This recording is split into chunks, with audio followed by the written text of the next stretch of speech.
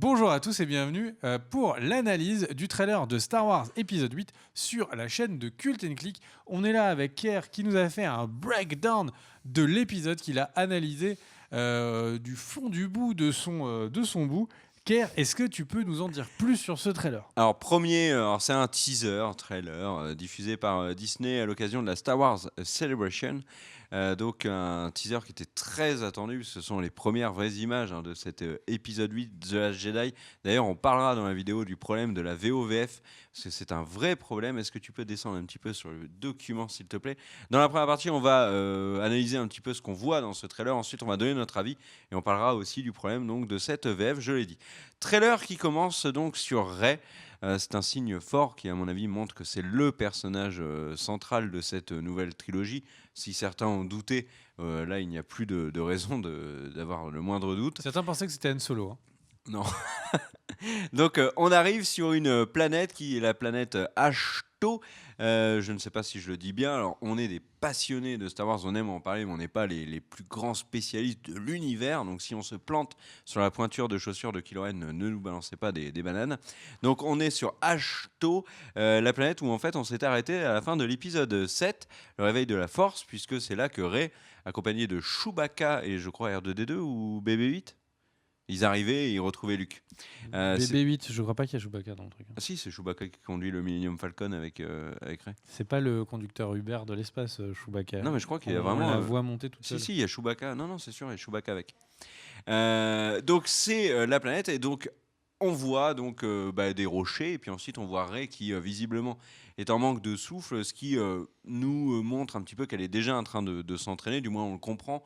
On n'imagine pas à ce moment-là qu'il y ait particulièrement une menace contre Rey. On rappelle qu'en fait, certaines images ont été montrées en plus aux actionnaires de Disney et à certains proches financiers. Et il y a eu quelques leaks et les gens ont annoncé qu'on verrait Luke faire l'entraînement des pierres à Rey et qu'elle le vivrait pas très bien. Donc on peut supposer que l'entraînement donc, de soulever les pierres, c'est ce qui met à bout de souffle. D'ailleurs, on le voit, et ce qui fait bien évidemment écho à l'Empire contre-attaque avec Maître Yoda un peu plus loin. Est-ce que tu peux descendre un petit peu ? On le voit, donc il y a des images de l'île où s'entraînent Luke et Rey. Donc ensuite, on a Luke qui parle et qui dit respire, respire. Il y a beaucoup de voix off dans ce trailer et pas uniquement, et si vous n'avez pas fait attention, ça n'est pas uniquement des voix off de Luke. Bien au contraire, c'est des voix qui font référence à d'anciens épisodes et d'anciens personnages de la saga.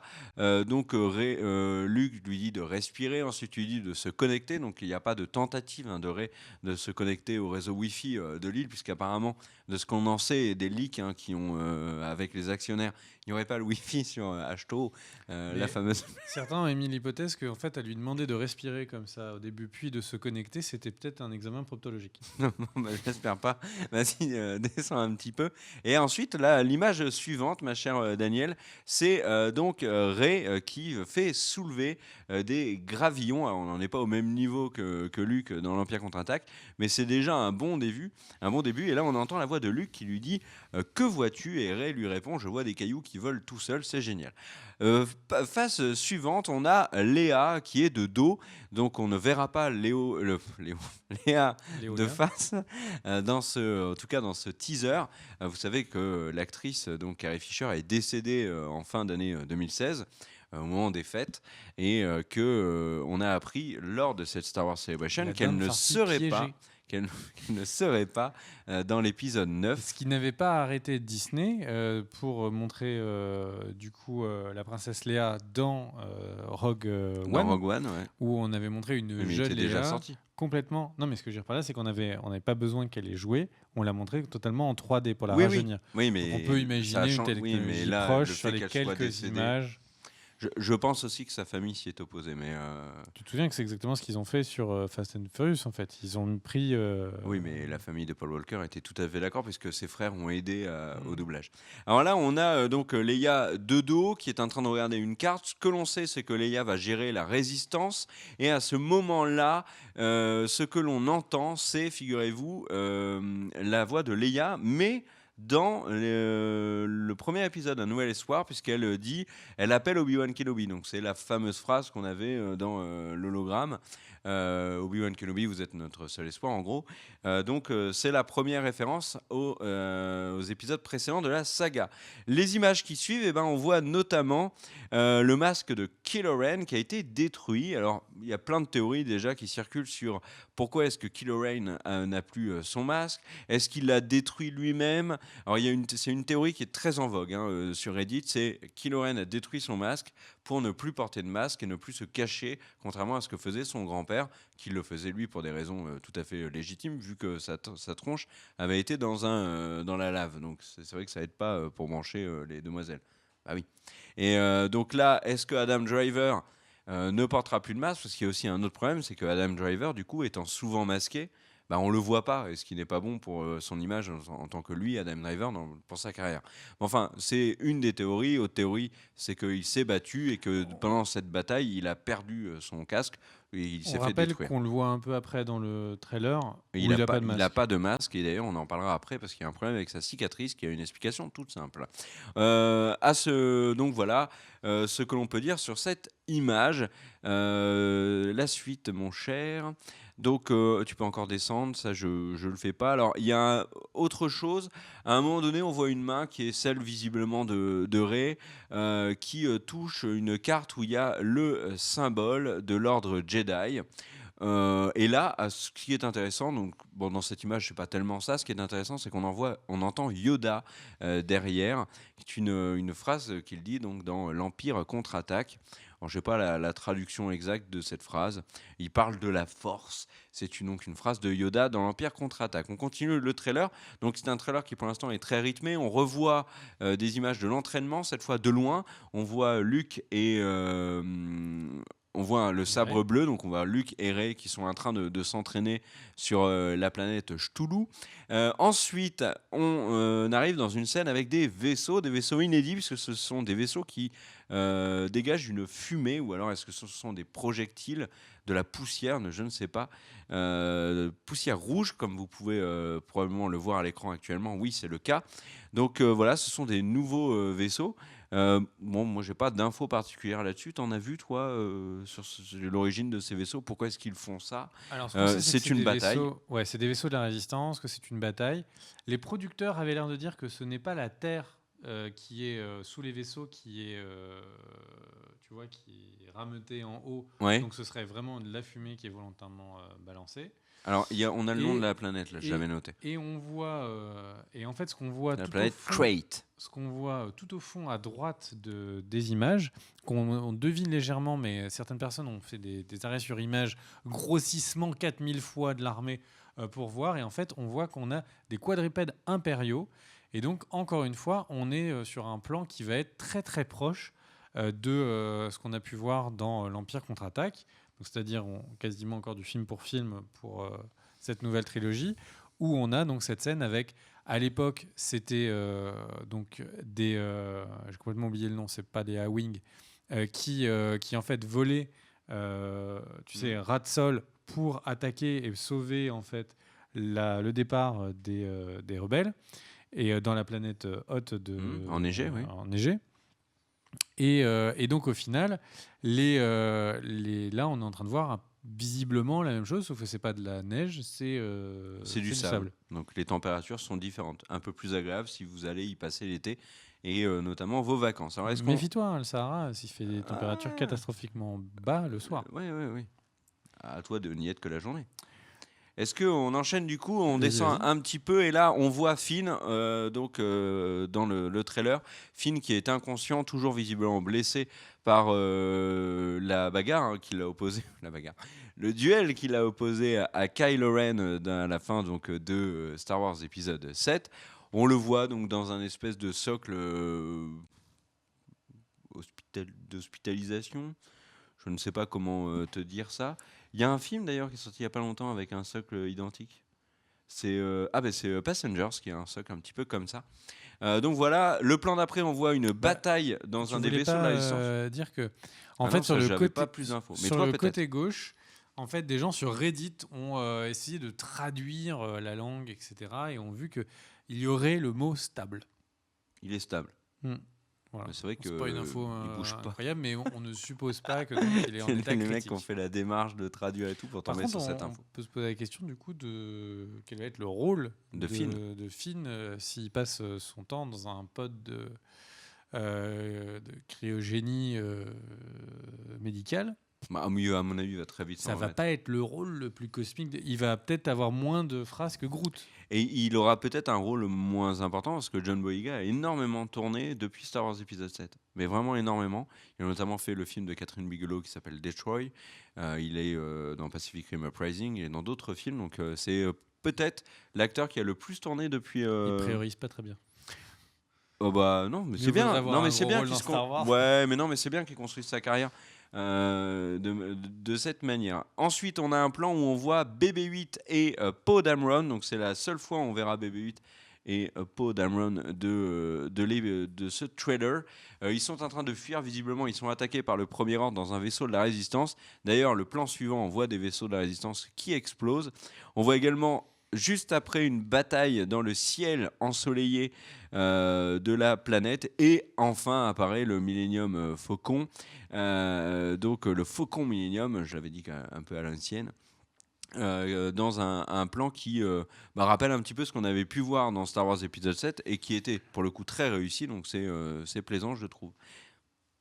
Non, je vais dire des banalités du type que là en bas à droite on voit qu'on a des chasseurs taille de l'Empire et du Premier Ordre, pardon. Et donc ça sous-entend que encore une fois ils vont essayer de s'échapper. Oui, clairement. Ouais. On sait que pas mal d'acteurs qui représentaient le Premier Ordre ont été vus sur le lieu de tournage où en fait elle réunit Luke et Rey. Donc on peut imaginer qu'on est en train de voir la fuite de Luke et Rey de la planète après son entraînement. Ah bah oui, parce que le Faucon Millennium est avec Rey. Ah oui, très, très juste. On descend et on va donc voir Rey avec le sabre laser. Alors, il y a deux théories encore sur cette image. La première, elle est en train de se battre contre quelqu'un de pas très gentil. La deuxième, elle est tout simplement en train de s'entraîner avec Luke. Et à ce moment-là, il y a la voix de Luke qui dit « Je ne connais que la vérité ». Ou je ne connais qu'une vérité. Moi je pense que c'est toujours dans le cadre de l'entraînement, surtout qu'il fait nuit, donc c'est pour montrer que Luke entraînerait nuit et jour. Pourquoi pas. Et puis ensuite, plan suivant, on tombe directement sur Kylo Ren qui là aussi a un sabre rouge. On ne sait pas du tout, alors là on est incapable de dire contre qui il se bat et pourquoi. On le voit dans un contexte très lumineux derrière qui fait penser à la nuit mais aussi à la lave. Donc est-ce que ça serait lié à la scène qu'on verra un peu après où on voit Captain Phasma, ça pourrait être un peu le même cadre. Et là, il faut s'arrêter sur la cicatrice de Kylo Ren, qui est complètement différente de celle qu'il avait à la fin de Star Wars épisode 7. Il y a eu une tonne de théories là-dessus qui ont popé sur Reddit. Et très vite, Rian Johnson, le réalisateur, a coupé court à ça, puisqu'il a dit qu'en fait, on allait devoir accepter le fait qu'il n'y ait pas de sens entre les deux cicatrices de Kylo Ren, puisqu'en fait il a demandé à modifier la cicatrice de Kylo Ren parce qu'elle était trop visible et pas esthétique. Ça gâchait le personnage, a-t-il dit, visuellement. Donc il a demandé à changer la cicatrice. Donc visiblement c'est un choix du réalisateur qui a été validé par la prod, et Adam Driver a une cicatrice qui est moins prononcée dans cet épisode 8. Moi, j'ai envie de dire pourquoi pas, après tout. Et du coup, elle est très très proche de celle d'Anakin. C'est vrai. Ouais, c'est vrai. Anakin était droite, celle-là elle est en diagonale, mais c'est exactement la même forme. Mais donc voilà, Rian Johnson a expliqué la raison. Le plan suivant, alors c'est un plan un peu fourbe puisqu'il est en deux parties et en fait il nous fait croire que c'est ce que voit Luke et R2D2 et ce qui arrive face à lui. C'est pas ça. Cette première image où on voit Luke et R2D2, ça fait clairement référence à la vision qu'avait Rey dans le 7 où elle voyait les Chevaliers de Ren et elle voyait donc R2D2 et Luke. Luke posait sa main robotique sur R2D2. Donc ça, c'est un autre plan de la même scène. Et le plan suivant... Non, Tu veux dire quelque chose? Moi, je veux dire quelque chose de celle-là. En fait, quand les gens regardent en image par image, le réveil de la Force. Ils se sont rendus compte, donc pendant cette séquence extrêmement importante de la vision de Rey, que Rey affrontait, donc cette vision, Rey affronte les chevaliers de Red. Donc sous la pluie, vous vous souvenez tous de cette scène. Donc le groupe et il y a de Kylo Ren. de temps en temps des coups d'éclair. Mhm. Et en fait, les coups d'éclair, si on met un arrêt sur image sur ces coups d'éclair, on se rend compte que tout au fond, dans justement la lumière de l'éclair, apparaît une construction. Un temple. Alors, ce qu'on suppose un temple, ou qui peut tout simplement être justement l'académie des Jedi qu'entraîne Luke Skywalker. Et en fait, si vous arrêtez en image par image, vous verrez que ce temple ressemble beaucoup à ce qui est en train de brûler là. Donc ma théorie, c'est qu'on est juste en train de voir Luke revivre la destruction de son temple de son école. De son école par les chevaliers de Rennes. C'est tout à fait possible. Moi, je disais que ça faisait référence à la vision qu'avait eu Rey. Donc ce n'était pas faux. Oui, c'est tout à fait cohérent. Et le plan suivant est un petit peu fourbe, mais ça arrive très souvent dans les trailers actuels. En fait, on met deux plans ensemble pour nous faire croire qu'ils sont liés, mais en fait, pas du tout. Parce que là, c'est une autre scène, puisqu'on voit Phasma avec des Stormtroopers. Phasma n'a absolument rien à faire à cet endroit-là de l'histoire, et encore plus si c'est le flashback, en tout cas la vision de Rey, ça n'a rien à faire là. En tout cas, c'est la confirmation que Phasma est de retour, on le savait. Donc l'actrice qui joue Brienne dans Game of Thrones revient. Marrant, parce que tu dis Phasma est là est de retour, et moi dans ma tête je me suis dit pour jouer un mauvais tour. Et j'ai tout de suite pensé du coup à la team Rocket de Pokémon. Et je pense que Phasma est un peu la team Rocket de l'espace. C'est-à-dire que là, on l'avait annoncé comme une badass de ouf sur le réveil de la Force. Au final, elle termine au vide ordure sans qu'on ait jamais le droit de voir son visage. Et là, elle vient visiblement de casser les geôles des poubelles pour sortir avec une armée de Stormtroopers pour jouer un mauvais tour. Je n'ai aucun respect pour ce personnage que Disney n'en a pas eu, et je pense que donc là ils vont lui donner une petite troupe pour attaquer, et donc les fameux plans où on voyait au début Podamron avec tu sais le hangar qui explose, globalement on peut imaginer que ce sont des bouts de vaisseaux qui sont autour d'eux. Donc on va voir Phasma badass, parce que tu comprends, c'était trop la honte, le personnage sur lequel ils ont vendu beaucoup de figurines, que c'était en fait quelqu'un qui terminait au déchet sans même avoir le droit de répondre. Tout à fait. Et moi, je pense que cette scène-là, cette image-là est liée à la même scène où on voit Kylo Ren. Voilà. Et autre scène, autre image, très rapidement, il y a donc une bataille spatiale qui va opposer le Premier Ordre et la Résistance. Rien de très surprenant. Si elles sont aussi bien réalisées que dans Rogue One, j'ai envie de dire jackpot, parce que c'était très bien fait dans Rogue One, je trouve. Moi, je trouve qu'il y a une bizarrerie. Mais pardon, vas-y. Vas-y, laquelle? Moi, j'avais terminé, moi. Il y a une bizarrerie. Tous les vaisseaux, là, sont identiques. Sachant que, généralement, les rebelles sont plutôt liés à plusieurs espèces. Et donc, des vaisseaux, tu te souviens de la Rébellion, il y avait des vaisseaux partout. Oui, dans Rogue One, quand ils sont là, ils sont tous avant différents. que, justement, tu sais, l'Empire ait sa propre armée avec tous les vaisseaux qui ressemblent, etc. Là, c'est pas une coalition, c'est juste les mêmes personnes, la même espèce, la même race qui a mis tous ces vaisseaux. Bon, ça, c'est petite remarque, donc, qui est très étonnante par rapport à ce qu'est la rébellion classiquement. Donc peut-être qu'ils auront un allié de poids et qu'ils nous feront beaucoup de pataquès autour de ça. Les Ewoks. Et au milieu, ouais, pourquoi pas, qui ont lâché les pierres. Alors, moi, je mets une piécette. Tu veux une piécette? Je pense qu'on voit les Ewoks dans cette trilogie. Dans le troisième, ouais. Et donc, moi, j'allais dire, en fait, on voit une petite ombre bleue et rouge au milieu, là, qui est légèrement floue. Et c'est un A-Wing. Et donc, en fait, au premier plan, on voit des X-Wing et on voit un A-Wing derrière. Et pour ceux qui ont déjà fait des jeux vidéo autour de Star Wars, on sait que les X-Wing sont les chasseurs, sont ceux qui vont du coup attaquer tout le monde. Ils sont à la fois maniables et puissants. Vraiment un contrôle du capot. Les B-Wing, T'es en train de me décrire là. Les B-Wing sont donc ceux qu'on voit en long avec deux gros tubes derrière, sont donc les bombardiers. Et les A-Wing sont des vaisseaux particuliers parce que ce sont des vaisseaux extrêmement rapides, beaucoup plus qu'un X-Wing, mais qui par contre ne sont pas du tout résistants au moindre tir. En fait, ils peuvent se faire exploser. Tu es en train de te décrire là. Et donc, on se souvient des statistiques sur X-Wing versus Starfighter. Le A-Wing avait 120, le X-Wing 100 et le B-Wing était même pas à 60. Et donc, le A-Wing, c'est complètement chelou que ce soit dans un combat spatial. Donc, on peut imaginer que dans ce A-Wing, il y a quelque chose, quelqu'un qui s'échappe ou qui ne doit pas être là. Donc, globalement, ce A-Wing qu'on voit pendant quelques instants, je suis vraiment à peu près persuadé qu'il va y avoir quelque chose qui sera très lié à lui dans ce combat.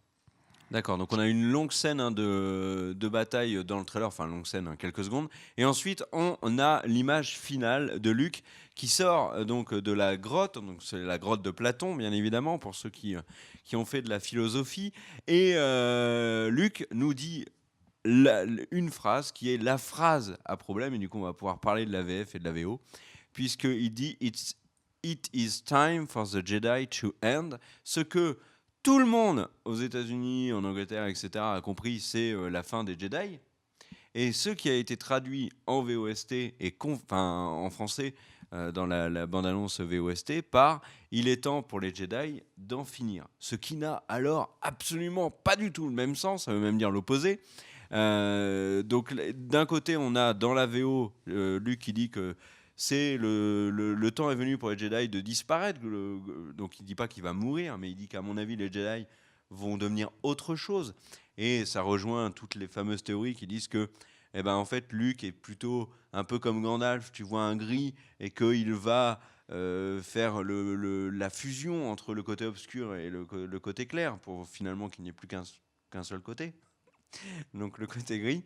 Là, on a la version française qui est en train de nous dire Luke qui est en train de dire bah là il est temps d'en finir, allez on va chercher le premier ordre, on va chercher Kylo Ren, on leur met une raclée et ensuite on fait la fête avec les Ewoks en haut des arbres. C'est pas du tout la même chose et c'est un vrai problème parce que c'est là. Alors on connaît l'histoire légendaire de la VF sur Star Wars puisque le premier avait été traduit en changeant quasiment tous les noms. Donc il y avait Chewie, il y avait il y avait Chico pour Chewbacca, enfin il y avait plein de trucs comme ça, plein de choses qui avaient été changées dans le premier épisode. Le traducteur, celui qui gérait la traduction, avait été viré depuis on a retrouvé une certaine cohérence. Mais là sur Star Wars épisode 8, que du coup il y a C3PO qui est devenu C6PO. Oui, et d'ailleurs, dans le 7, ils expliquent pourquoi ils changent de nom. Ça, d'ailleurs, j'ai trouvé ça remarquable. Enfin, surtout qu'on ne voit pas, ces 3PO, ces lèvres bouger. Donc, je sais pas comment ils ont fait pour les faire ajouter. Enfin, je déconne. Bref, toujours est-il qu'il y a un autre très gros problème dans cette version de Star Wars épisode 8 VF VO, c'est le titre. Figurez-vous que le titre Les Derniers Jedi en version française, donc The Last Jedi en version américaine, Rian Johnson, lors de la Star Wars Celebration, mais arrête. Il faut que ça soit collé. Oui, d'accord. En fait. Lors de la Star Wars Celebration, Rian Johnson, figure-toi, a dit que le titre Star Wars The Last Jedi, c'était au singulier. Et là, mouvement de panique générale chez les fans espagnols, allemands, je crois, et francophones, puisque dans ces pays-là, le titre a été traduit au pluriel. Et Rian Johnson a dit que pour lui, c'était clair et net qu'il n'y avait plus qu'un seul Jedi, ce qui sous-entend que Rey ne sera pas Jedi, ce qui donne du crédit à la fameuse dernière phrase de Luke qui dit qu'il est temps pour les Jedi que ce soit fini, donc qu'il n'y ait plus de Jedi, que Rey ne soit pas un Jedi, mais que ce soit finalement le premier chevalier qui sera un medley de côté sombre, côté clair. Donc il y a plein de trucs à dire sur ce que tu viens de dire. Oui, d'accord. Mais donc voilà, il y a un vrai problème de VOVF et à mon avis, ils vont devoir trancher. Le problème, c'est que Disney a ensuite, aux déclarations de Rian Johnson, Disney France a confirmé le titre, Les Derniers Jedi, et a confirmé la traduction du truc. Et il y a un problème, c'est que ceux qui ont fait le titre Les Derniers Jedi et ceux qui ont fait la traduction du trailer n'avaient pas toutes les données. Et ça, c'est problématique. Alors, juste quelques remarques. Je pars du dernier point et je vais remonter à ton premier point. Du début de la vidéo. Le dernier point, c'est tu disais, et donc il y aurait un nouveau chevalier Jedi. C'est une gris. des théories. C'est une des Voilà. théories. C'est une des théories, sachant qu'il y a plusieurs petits indices depuis le début sur le fait que on va peut-être parler des chevaliers Jedi gris ou des Jedi gris qui pourraient apparaître. On se rappelle que les dernières fois on avait vu Luke, il est habillé tout en noir. Quand il affrontait l'empereur, il est habillé tout en noir. Que là, il est habillé tout en gris, globalement. Des petits indices. Voilà. Info à avoir, c'est pas du tout la première fois qu'il y a des chevaliers gris dans l'univers de Star Wars. Il y en a déjà eu d'autres, et certains qui sont dans l'univers, qui sont en train d'arriver dans l'univers canonique, nouveau univers de Disney. Donc globalement, des Jedi qui sont ni pour le bien, ni pour le côté obscur, qui sont au centre et qui essayent de trouver leur équilibre, ça existe. Il y en a très très très peu, ça existe. Donc c'est pas une nouvelle forme. Moi, mon point, c'est qu'en fait, le trailer a triché avec nous. Ça, c'est pas Luke qui dit voilà, c'est fini, voilà, c'est un état de fait, il n'y aura plus jamais de Jedi, c'est foutu, point barre. Et si, là, ce qu'on voit derrière lui, c'est donc la zone où il est récupéré par Rey. Donc là, on est clairement en train de voir ce qui ressemble à la petite île où elle lui tend le truc. Donc pour moi, ça, c'est une scène du début du film, de facto. Si on est sur la scène. Et à qui il parle? Si on est sur la zone, il parle à Rey. Ouais. Il est juste après que Rey l'ait trouvé. Et Rey lui dit mais on a besoin de vous, il faut que vous veniez, c'est important, on a des problèmes, vous comprenez, ils ont augmenté les impôts, le chômage est à fond, on a besoin de toi. Et donc là, Luke, lui, il est parti, il s'est retiré de la vie politique. Il s'est complètement retiré de tout ça. C'est un peu l'île de Ré, son truc. Et il s'est complètement... en plus il s'est complètement retiré de cet univers-là. On rappelle que d'après la chronologie qu'on a, il y a tout simplement Luke perd tous ses élèves et se retire pour aller là. Donc on a un Luke qui est aigri au début. Donc que Luke dit les Jedi c'est fini, c'est foutu, etc. Que peut-être il en soit à penser, parce qu'il faut rappeler la prophétie, il pense que c'est l'élu, que c'est lui qui a ramené l'équilibre dans la Force. Il a ramené l'équilibre dans la Force. Voilà, point. Ça y est, il n'y a plus les Sith, il n'y a plus les Jedi, c'était lui le dernier, il s'est retiré, donc il n'y a ni Sith ni Jedi, l'équilibre est là, merci, ciao. Et donc là, peut-être que Rey va arriver et dire, mais tu te rends pas compte, il y a des Jedi noirs qui sont en train d'apparaître, il y a des Sith, il y a moi qui veux m'entraîner. Il le sait, Luke. Est-ce qu'il le sait, Luke? Il a bien vu que Kylo Ren avait pété le boulon. Il y a ces étudiants qui sont des chevaliers de Ren, il y a ces étudiants qui ont été tués par les chevaliers de Ren. Mais il se doute bien qu'il y a un côté obscur derrière tout ça. Moi, je pense que c'est possible. C'est pas la théorie que je favorise, mais je pense qu'il est possible que pour lui, c'est juste que ce soit fini. Il n'y a plus de Jedi, il n'y a plus de Sith. Il est parti se retirer au temple des premiers Jedi et point. Pourquoi est-ce qu'il dirait que le temps des Jedi est terminé? Justement, parce que c'est fini. Donc ça, c'est première théorie. Deuxième théorie, ce serait tout simplement que Luke est aigri. On repart sur les mêmes bases. Luke est aigri. Et en fait, il veut pas de nouveau reformer un Jedi qui va se retourner contre lui, comme s'est retourné le fils de Han Solo. Et du coup, le temps des Jedi, c'est fini. Lui n'apprendra à personne. Et donc, j'aurais tendance à favoriser le deuxième. Moi, j'ai une autre théorie. Il va faire son boudin. Il fait le boudin, il fait boudin. Et puis Rey, elle est sympa. Elle lui dit mais moi, tu sais, je m'en fous. Je veux travailler plus pour gagner plus et tout. Boum, c'est très politique Star Wars. Et du coup, tu le rends très politique. Et du coup, Luke se fait convaincre, etc. Mais vous trouvez pas ça bizarre qu'on ait vu aucun plan de Luke ailleurs que sur cette planète? Encore une fois, si on regarde et si vraiment Disney se fout on n'a vu aucun plan de Rey ailleurs que sur cette planète, est en train de nous faire vraiment le micmac copie avec l'ancienne trilogie. En fait, Yoda n'est jamais parti de sa planète. Il a fait l'apprentissage, ciao, et quand il a terminé, il est mort. Ouais. Alors moi j'ai une autre théorie quand même, c'est que quand il dit il est temps pour les Jedi de disparaître, en gros, c'est que son plan, mis en place déjà depuis un moment, rentre dans une nouvelle phase. C'est-à-dire que Ça, j'aimerais vraiment bien que ce soit ça. ma théorie, c'est, et je vais essayer de l'expliquer rapidement, que Luke et Kylo Ren sont... Merci pour cette théorie. Mais j'espère... arrête.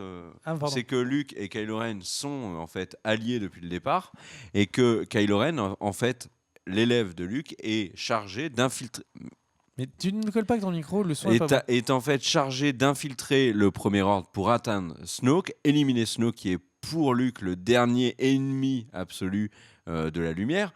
Et une fois Snoke terminé, une fois Snoke fini, il n'a plus besoin en effet des Jedi et c'est vraiment pour le coup le temps des Jedi qui est terminé. Là, Rey va aider Luke à permettre à Kylo Ren de réaliser son projet. Et je pense que c'est pour ça que Luke le dit, après une discussion dans la grotte, où, à mon avis, Luke explique beaucoup de choses à Rey sur les plans. Parce qu'il y a quelque chose qui me perturbe, moi, dans ce Star Wars épisode 7 et sur la suite, mais on en parlera plus. Non, le 7. Le réveil de la force.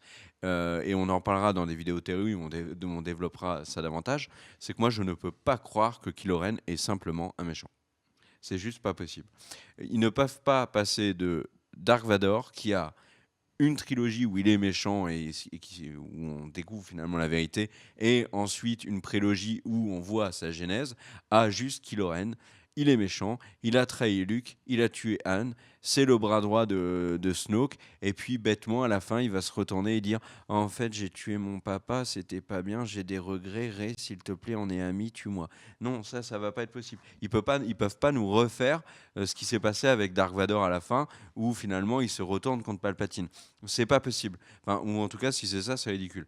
Donc je pense vraiment qu'il y a quelque chose de sous-jacent avec Kylo Ren sur une idée de, en fait, il est en mission. Et c'est pour ça que Solo le prend, le touche par l'épaule et lui dit je vais t'aider. C'est pour ça que Kylo Ren lui dit je n'y arrive pas, aide-moi, et que l'autre il lui dit je vais t'aider, et qu'il se rapproche et que Kylo Ren trouve la force de tuer son père, parce que c'était l'étape terrible mais étape nécessaire pour Kylo Ren pour réussir pour réussir à convaincre Snoke qu'il était vraiment un des siens et donc se rapprocher de lui. Voilà. Donc ça, c'est ma vision du truc, et je pense que cette partie-là du trailer est un indice qui renforce un petit peu ma théorie. On a fait une vidéo Star Wars épisode 8 à la fin du 7 que je vous invite à regarder, parce que du coup on avait travaillé on en avait beaucoup parlé cette théorie. Donc on se retrouve demain pour une nouvelle vidéo, j'ai envie de dire. Attends, dernier truc quand même, il y a une affiche également qui est sortie. Il y a une promotion, on vend des affiches. Non, l'affiche de Star Wars qui est sortie, comme vous allez voir, qui est une affiche qui est en rupture, je trouve, avec les autres affiches de Star Wars, qui est très réussie, mais donc toute de rouge, comme vous allez pouvoir le voir. On voit donc d'un côté Luke, d'un autre côté Kylo Ren, et au milieu il y a donc Rey. Et d'ailleurs Mark Hamill, l'interprète de Luke Skywalker, a fait les mêmes affiches, a retweeté un artiste qui lui a fait des affiches en fait parodiques sur sa carrière, et notamment une où on le voit Joker, Batman et Harley Quinn qui tient le sabre laser. Donc voilà, ça c'est l'affiche de Star Wars, le réveil. Pas du tout le réveil de la force, les derniers Jedi. Il est un peu tard pour nous au moment de l'enregistrement. Comme l'a dit Big B, on se retrouve demain sur la chaîne. N'hésitez pas à mettre un pouce vers le haut, à vous abonner, à partager, à vous faire des bisous, à vous aimer, à courir dans les champs nus. Faites ce que vous voulez, vous êtes sur Naboo, vous êtes frais, vous êtes beaux. Bonne soirée à tous, ciao. Des bisous. Let's go!